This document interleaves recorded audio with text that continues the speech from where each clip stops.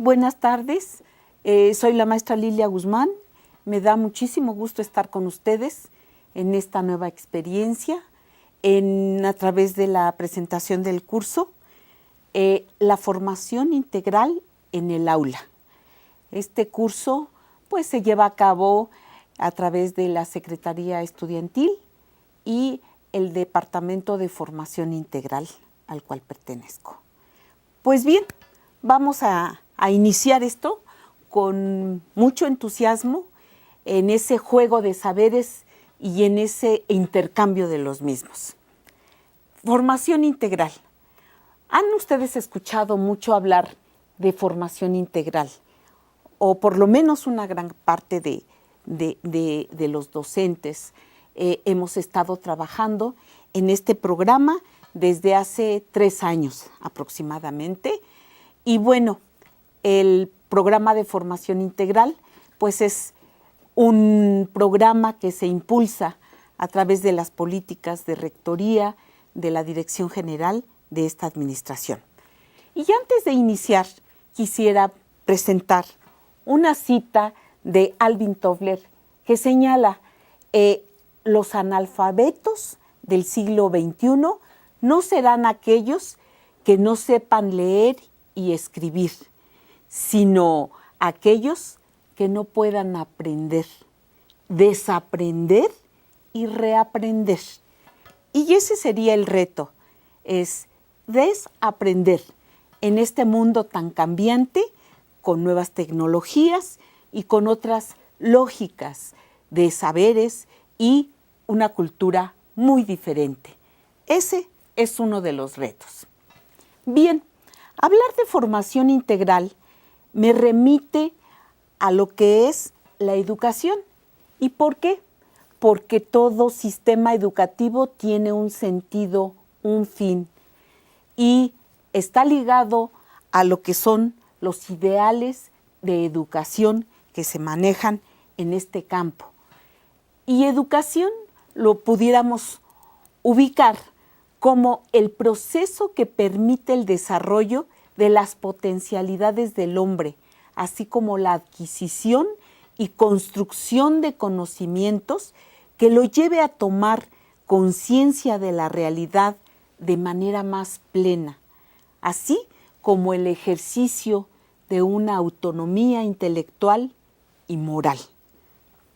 En ese sentido, este concepto de educación va muy estrechamente vinculado con lo que es el concepto de formación integral. Veamos qué es formación integral.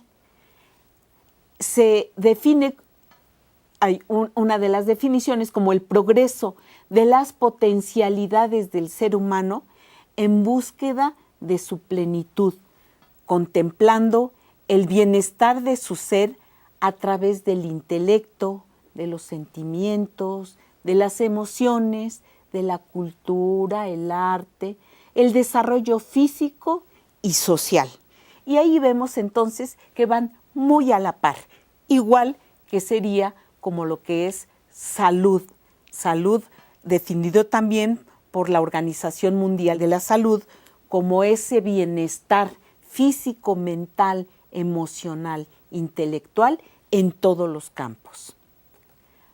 Pasemos a ver ahora a qué necesidades respondería la formación integral. ¿Por qué se está planteando, no solamente ahora, sino en cada etapa, en cada época, lo que es la formación integral, una vez entendida como proceso y como también un bienestar y un derecho que tiene el ser humano? La formación integral busca responder a ciertos obstáculos o problemas, como la necesidad de humanizarnos, el vivir más plena y satisfactoriamente, el formar en habilidades y competencias para enfrentar estos retos que se nos presentan en la actualidad. Aprender a aprender, aprender a ser, aprender a hacer y aprender a convivir. Asimismo, busca impulsar la creatividad, seguridad y confianza en el ser humano. Responder de la mejor manera a los problemas que se nos presentan cotidianamente. Ser capaces de asumir los cambios de esta sociedad y a nivel mundial también. Y así como ser mejores personas y tratar de estar mejor en la medida de lo posible. Uno de los fines de la escuela tenemos entonces que es la formación integral del estudiante. Busca esta formación enriquecer, promover y desarrollar en los alumnos sus capacidades, sus habilidades, sus destrezas. Van implícitos los valores y los conocimientos que coadyuven en su formación académica y su desarrollo personal. El modelo del CCH y su visión integral, pues es un tipo de enseñanza innovadora. La visión integral de los contenidos de enseñanza y las actuales propuestas metodológicas del diseño curricular han integrado esa nueva visión de contenidos de educación que abarca 3 dimensiones. Por un lado tenemos la dimensión conceptual y cognitiva de la adquisición del conocimiento. Por otro tenemos la dimensión de aplicación y uso de los conocimientos, como el saber hacer. Y tenemos la dimensión valorativa, emocional y actitudinal, que es el aprender a hacer. El plan de estudios del CCH promueve la formación integral del estudiante, no solo en los aspectos curriculares, sino en la formación extracurricular. El Plan General de Desarrollo 2014-2018 busca atender la necesidad de formación integral del estudiante a través de la orientación, de la información, del trabajo con los alumnos en una dimensión biopsicosocial, con énfasis en la parte afectiva. Es así como el colegio busca promover e impulsar la formación integral de sus estudiantes, buscando coadyuvar en el desarrollo académico y personal, como ya lo señalé hace un momento, a través del impulso de habilidades, valores. Y también para que el alumno sea capaz de llegar a interpretaciones razonadas de los acontecimientos sociales y de su impacto en el mundo. Es decir, buscamos el crecimiento en todas las esferas del ser humano, en lo cultural, en lo físico, en lo cognitivo, en lo emocional y en lo social.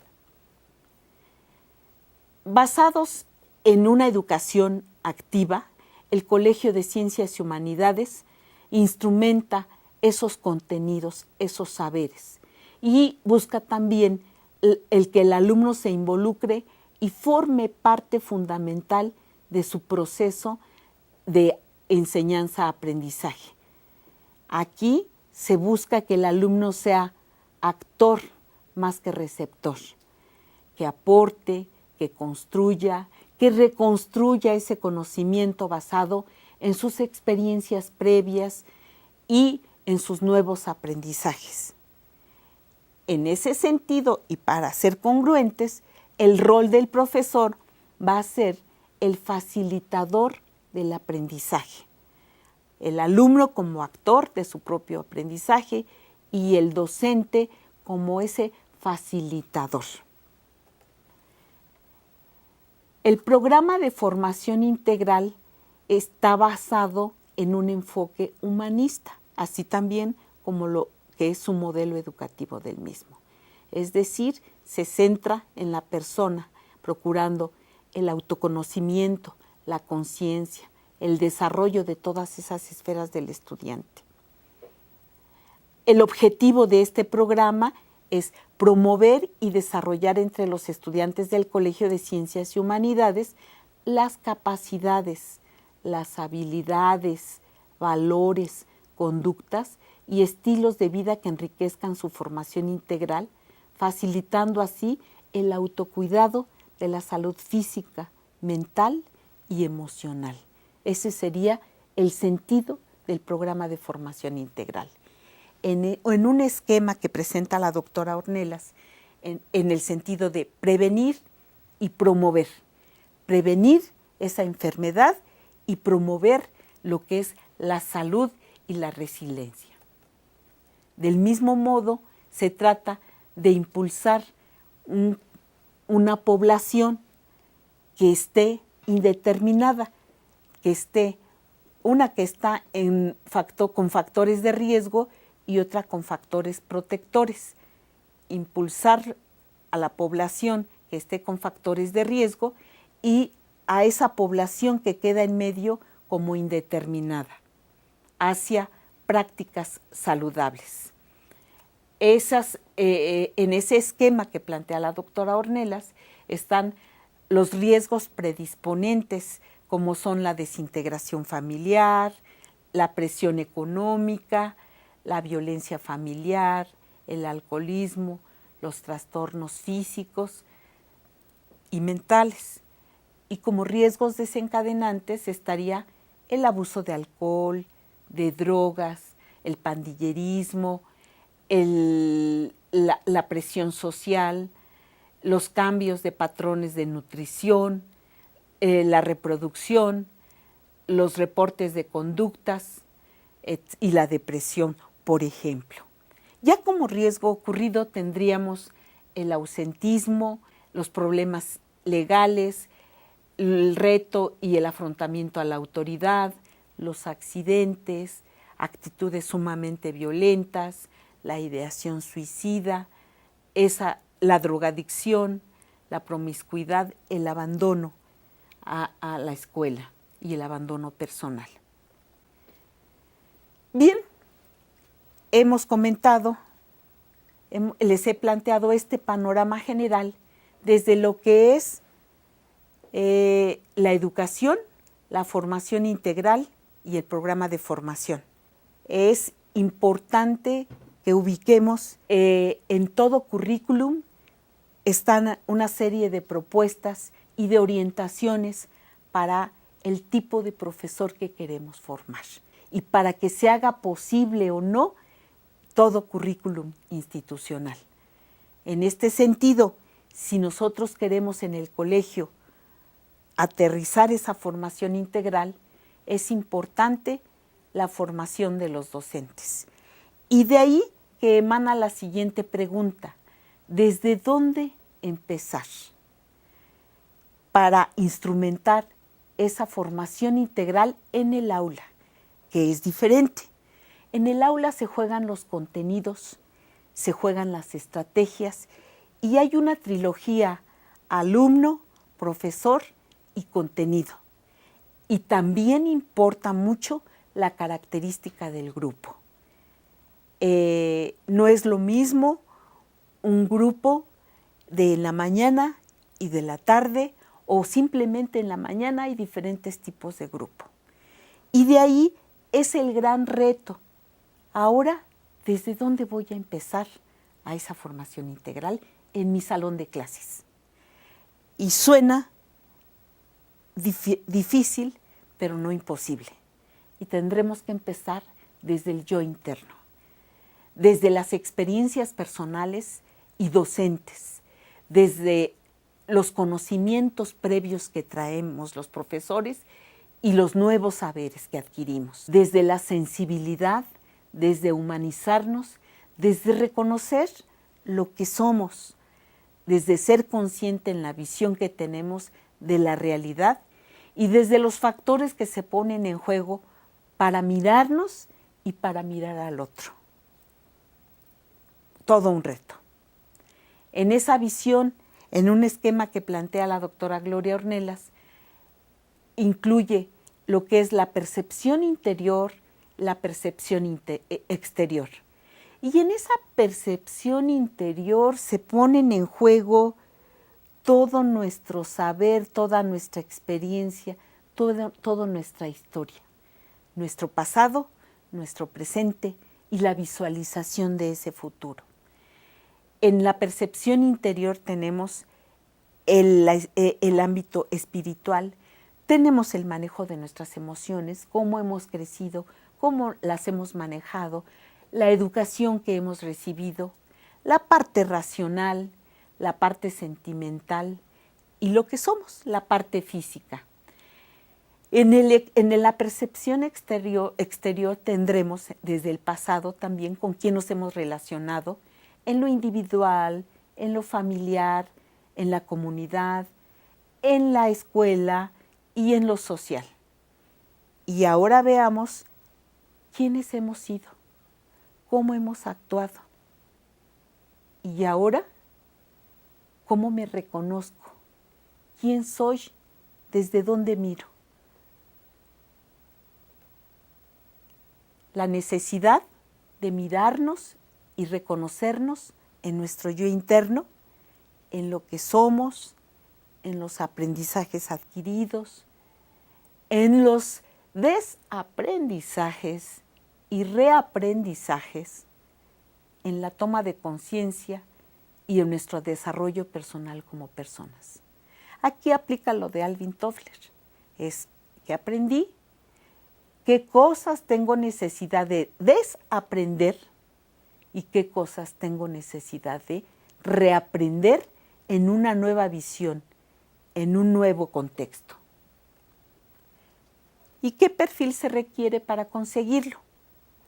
Se requiere un docente con vocación, con pasión hacia lo que hace, con profesionalismo y formado en diversos aspectos, acorde al modelo institucional, en didáctica, en la actualización de conocimientos y en ese desarrollo humano. ¿Cómo favorece el profesor el desarrollo y formación integral de sus estudiantes? Bueno, ustedes con su experiencia, por supuesto que tendrán algunas pautas y orientaciones respecto a este punto. Yo les voy a mencionar algunas o les voy a recordar algunas. La conciencia del profesor del rol como tal y como modulador de conductas. El profesor viene siendo un adulto funcional, del cual los alumnos están pendientes de su actuación. Las reflexiones sobre sus expectativas, qué quiero, me gusta lo que estoy haciendo, y su forma de relacionarse con los jóvenes. A veces miramos desde el adulto y nos relacionamos con ellos desde la mirada adulta. Estoy siendo capaz de escucharlos, de ponerme en su nivel, de entender su contexto, el respetar al alumno en su dignidad de ser humano. Cómo les hablo, cómo me dirijo a ellos, en qué tonos. Otro aspecto importante es sembrar la esperanza, la confianza en ellos mismos que aliente la capacidad creadora de los alumnos. En estos tiempos tan difíciles, los estudiantes no encuentran sentido a lo que están aprendiendo, por un lado. Y por otro, se encuentran con tantos obstáculos que son muy diferentes a los que nosotros nos enfrentamos. Se cae en la desesperanza y es sembrar la esperanza en la práctica docente en el salón de clase, en hacerles ver y sentir que ellos son capaces de construir, de reconstruir su saber y que tienen esa creatividad que la traen en ellos. Ayudar a los alumnos a que construyan una imagen positiva de sí mismos, elogiando sus logros, ayudándoles a aceptarse como son y a seguir desarrollándose. La importancia del conocimiento y de las habilidades del profesor juega un papel importante. Como lo señalaba, es importante que conozcan el modelo educativo, de generar la buena relación entre alumno-profesor, de ser modulador como educador, de crear un clima de comprensión, de respeto, de confianza, de comunicación, de reconocimiento, de sinceridad, de mensajes congruentes entre lo que decimos y hacemos, de reconocer la necesidad y el derecho a equivocarnos. No lo sabemos todo y somos personas que también estamos jugándonos y que también estamos con conflictos y enfrentando situaciones diariamente. El reconocernos en los límites de las actuaciones ante las problemáticas de los adolescentes. Hay cosas que no vamos a poder nosotros dar solución, pero que sí podemos canalizar o sí podemos escuchar. Y el escuchar ya es una gran ayuda. Además, tener capacidad de introspección y reflexión de nosotros mismos, de asumir que el profesor no tiene respuesta para todo, el manejar nuestras emociones, el saber observar, la capacidad de escuchar, la capacidad de identificar los riesgos, conocer el proceso que viven nuestros jóvenes como adolescentes. Bueno, y para esto, pues, ¿de qué estrategias apoyarnos? Uno de los caminos, porque hay varios, uno de ellos son las estrategias que se definen como las formas o los caminos para lograr un fin.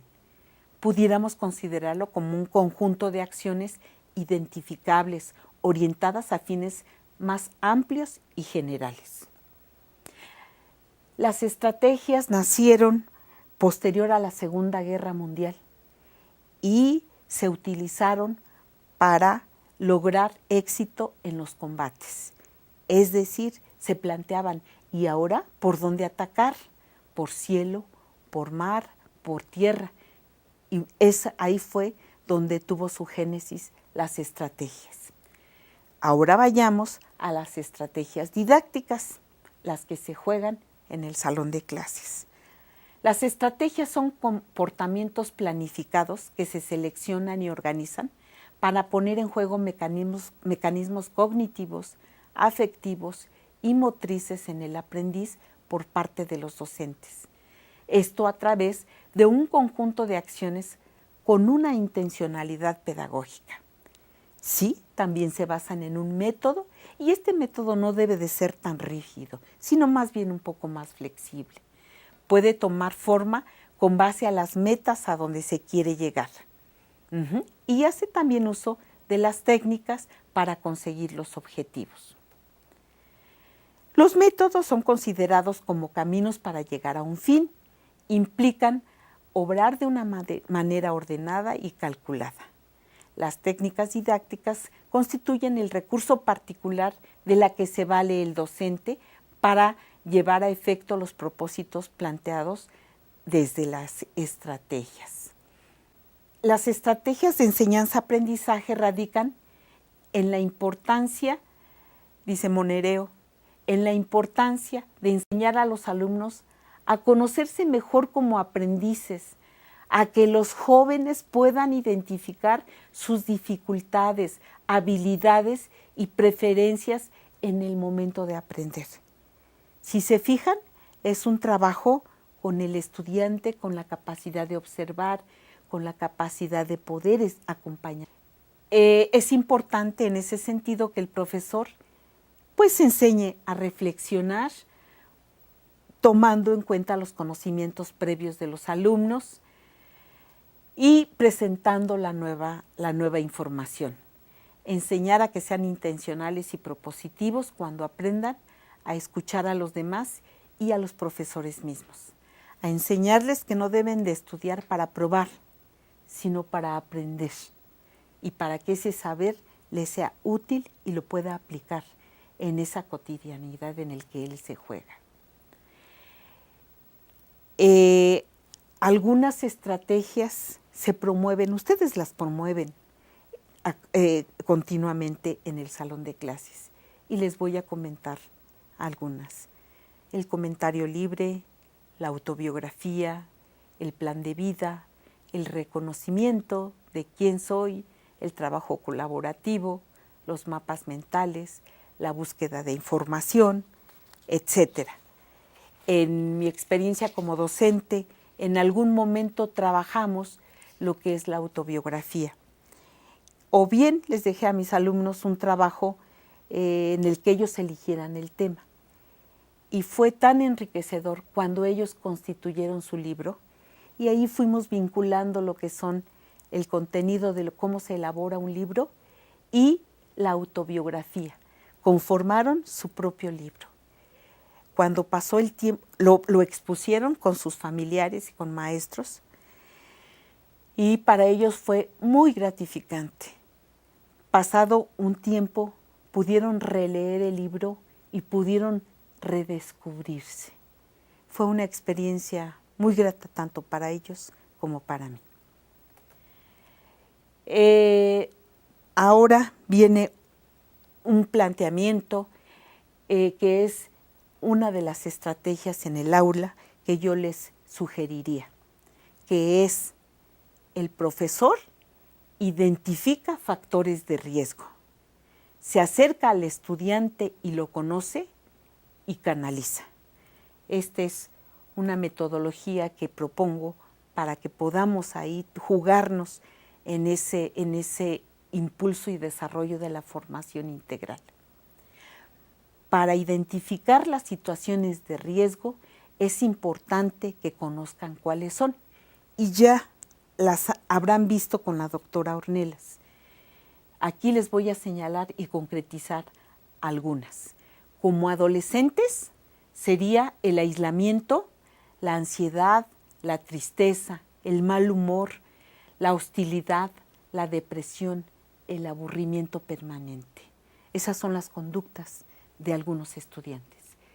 Problemas de concentración, trastornos de sueño, fatiga, frecuencia, falta de interés, de motivación para hacer las cosas. Son los riesgos que están predisponentes. No respetar límites, la pérdida de un ser querido. En la escuela, algunas situaciones que se viven como es violencia escolar, el bajo rendimiento, el desinterés por aprender, los problemas con los profesores. En el aspecto familiar, la violencia que viven en su casa, los padres separados, la disfunción familiar, los problemas económicos, la incomunicación con la familia. Y con sus pares, con sus compañeros, los problemas con ellos, el rechazo, la agresión, el acoso sexual, el consumo de sustancias nocivas, los embarazos a temprana edad. Estos son algunas situaciones de riesgo que ustedes pueden muy bien identificar con sus alumnos. También pueden identificar la falta de interés en las actividades, la inasistencia a clase, asistir con aliento alcohólico, llegar con los ojos rojos, la actitud agresiva, en fin, el incumplimiento de trabajos y tareas, la desadaptación en la escuela. Esta es la identificación. La segunda etapa es se acerca y conoce al estudiante. ¿Y cómo? ¿Cómo acercarse al estudiante? Crear empatía, comunicarse asertivamente, ponerse en el lugar del otro, reconocer al otro como diferente, lo que nos cuesta tanto trabajo, no solamente a los alumnos, sino también a nosotros como adultos.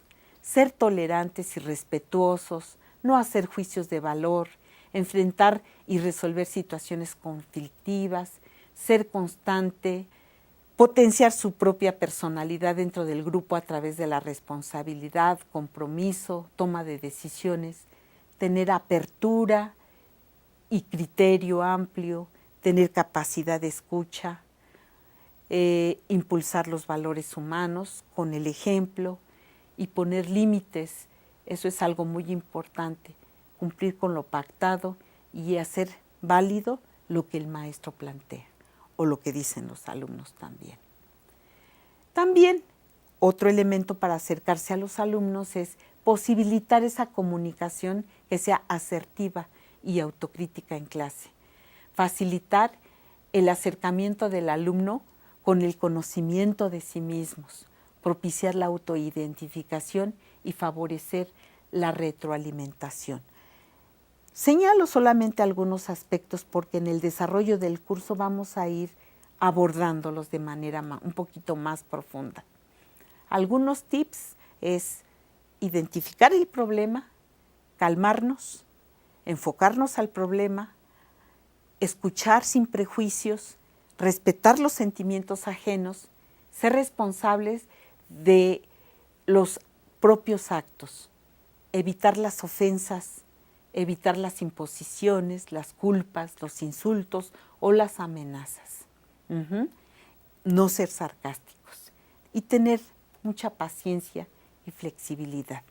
En este proceso de conocimiento es importante que los maestros sepamos quién es el adolescente, cuáles son sus problemas, sus preocupaciones, cuáles son sus intereses, cómo reaccionan, cuál es el proceso de desarrollo que tienen a nivel cognitivo, sus conductas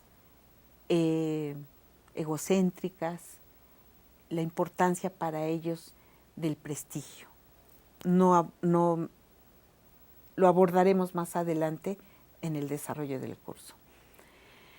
También es importante para los jóvenes estos problemas a los cuales se enfrentan. Una ausencia de disciplina en la familia y en la escuela. La separación de los padres, la necesidad de afecto y confianza, el no ser aceptados, el que no se les escuche, el no ser respetados. Los estereotipos que tenemos del adolescente, la elección vocacional, que se les impongan cosas, etiquetarlos y juzgarlos. Una vez que identifico los factores de riesgo y que me acerco con estas pautas, que ustedes también ya tienen como docentes en esa experiencia, lo que toca es canalizar al joven.